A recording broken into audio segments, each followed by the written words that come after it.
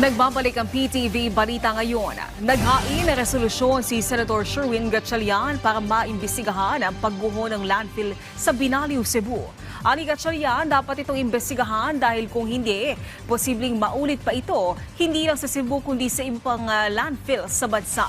Sa ilalim ng Resolution number 277, dapat silipin ang operasyon ng landfill compliance ito sa mga regulasyon at kung mayroon bang oversight ang gobyerno para matiyak na ligtas ito sa publiko.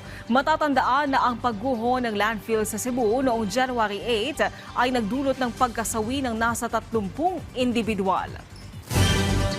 Samantala, alamin natin ang ibang balita sa PTV Davao mula kay Jay Lagang. Mayong adlaw, gibutyag sa Tropical Disease Prevention and Control Unit sa Davao City Health Office nga nikunhod og kapin 50% ang natala nga kaso sa dengue sa Davao City natong tuig 2025 kunitandi sa tuig 2024. Gikan sa 7,175 nga kaso natong tuig 2024, niubos sa 3,225 ka kaso sa dengue ang ilang natala sa tibuok tuig 2025. 56 sab ang natalang namatay tungod sa komplikasyon sa dengue. Natong tuig 2024, apan, nikunhod sa 33 ka individual ang namatay natong tuig 2025. Nakatabang sumala pa sa pagkunhod sa dengue cases ang pagbugna og pagpatuman sa Mosquito-Borne Disease Task Force sa mga barangay. Gikan sa 62 ka mga barangay natong tuig 2024, anana sa 72 ka mga barangay ang adunay Mosquito-Borne Task Force. Aron mas mapakgang pa ang kaso sa dengue sa syudad, mudangop ang Davao CHO sa Department of the Interior and Local Government kung DILG aron nga matabangan sila sa pag-issue og memorandum circular alang sa kooperasyon sa mga barangay.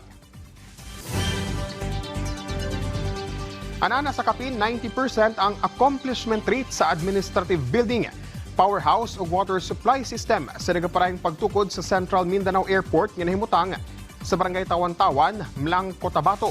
Sumala sa Provincial Planning and Development Coordinator sa lokal nga kagamahanan sa Cotabato, nagpadayon sab ang pagtukod sa fire station nga ana sa 70% nga natapos. Lakip na ang control tower ug ang tulay paingon sa airport. Samtang nakumpleto na ang asphalt overlay sa runway ug ang paghimo sa turning pad niini. Pinaagi sa pagtinabangay sa lokal nga kagamahanan ug sa mga ahensya sa gobyerno, sama sa Department of Transportation kon DOTR o Department of Public Works and Highways kon DPWH, nadugangan pa ang mga nakumpletong pasilidad sa mong airport. Kini nga mga proyekto nagpakita sa paningkamot sa probinsya nga mapalambo ang ekonomiya sa Cotabato Province. Huwag mo kato ang mga nagunang balita din sa PTV Davao. Ako si Jay Lagang. Mayong adlaw. Daghang salamat Jay Lagang. At yan ang mga balita sa oras na ito.